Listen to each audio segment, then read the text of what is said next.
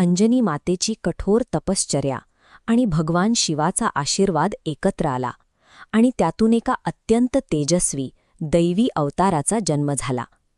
या बालकामध्ये एक अनोखा विरोधाभास होता. त्यांच्या शरीरात विश्वाला हादरून सोडणारी अपार ऊर्जा सळसळत होती, तर मनात एका लहान मुलाची निरागसता होती. याच निरागसतेतून कथेला कलाटणी मिळते. एक दिवस जंगलात खेळताना या बालकाला प्रचंड भूक लागली. त्यांनी आकाशाकडे पाहिले तेव्हा उगवणारा लालबुंद सूर्य त्यांच्या नजरेस पडला. कोवळ्या मनाला वाटले की हे तर आकाशातले एक खूप मोठे गोड लाल फळ आहे. ते फळ खाण्यासाठी बाल हनुमानाने थेट आकाशात झेप घेतली. त्यांच्या या एका उडीने पर्वतांना हादरे बसले आणि आकाशातील ढग दुभंगून बाजूला झाले. सूर्याला गिळण्याचा हा एक छोटासा प्रयत्न संपूर्ण सृष्टीला कायमच्या अंधकारात ढकलणारा होता. बाल हनुमान जसजसे सूर्याच्या जवळ पोहोचू लागले तसतसे विश्वाचे गणित बिघडू लागले. ग्रहांची गती आणि अंतराळातील नैसर्गिक संतुलन कोलमडण्याची चिन्हे दिसू लागली. हे दृश्य पाहून स्वर्गातील देवतांमध्ये प्रचंड गोंधळ आणि भीतीचे वातावरण निर्माण झाले. तेव्हा देवराज इंद्राने प्रवेश केला. विश्वाचे संतुलन आणि नियम टिकवून ठेवण्याची मुख्य जबाबदारी त्यांच्यावर होती.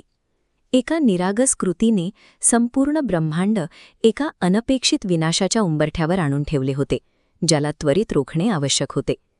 सूर्य आणि संपूर्ण सृष्टीला वाचवण्यासाठी इंद्राने कठोर पाऊल उचलण्याचे ठरवले. त्यांनी आपले सर्वात शक्तिशाली आणि प्रखर अस्त्र वज्र वापरण्याचा निर्णय घेतला. तेव्हा आकाशातून एक प्रचंड प्रखर विजेचा लोळ खाली कोसळला. त्या विनाशकारी वज्राने थेट बालकाच्या हनुवटीवर जोरदार प्रहार केला. त्या भयंकर आघातामुळे तो बालक बेशुद्ध झाला आणि वेगाने जमिनीवर कोसळला. येथे साखळी प्रतिक्रिया कशी घडते ते पहा. इंद्राने सूर्य गिळण्याचे संकट तर थांबवले, पण या एका कृतीने त्याहूनही भयानक अशा दुसऱ्या संकटाला वाट करून दिली. जमिनीवर बेशुद्ध पडलेल्या आपल्या पुत्राला पाहून हनुमानाचे पिता वायुदेव प्रचंड संतापले.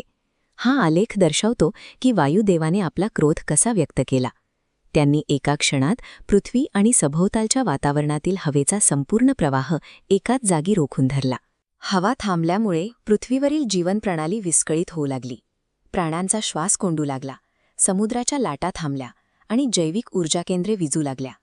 विश्वातील कोणतीही शक्ती एकाकी काम करत नाही.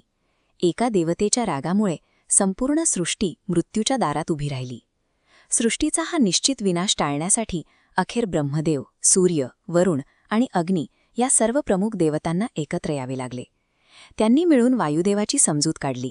सर्व देवतांनी बालकाला पुन्हा जिवंत केले आणि त्यांनी अभेद्य वरदान दिले. त्यांनी अमरत्व दिले, वज्रापासून संरक्षण दिले आणि सूर्याने अपार ज्ञान दिले. वज्र हनुवटीवर लागल्यामुळेच या बालकाचे नाव हनुमान पडले. या घटनेने एका साध्या वानर बालकाला एका महायोद्ध्यामध्ये बदलले.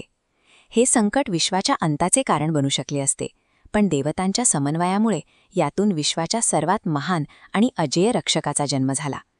या कथेची खरी शिकवण हीच आहे की जेव्हा अफाट शक्तीसोबत निरागसता आणि भक्तीचा संगम होतो तेव्हा जगाचे कल्याण होते. आता तुमच्यासाठी एक सोपे कोडे. या चित्रात पाहिल्याप्रमाणे हनुमानाने आकाशात कुणाला फळ समजले होते?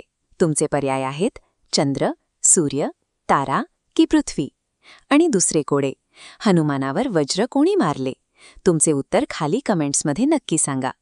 हनुमान हे भक्तीच्या अफाट ऊर्जेचे आणि रामनामाच्या सामर्थ्याचे जिवंत प्रतीक आहेत.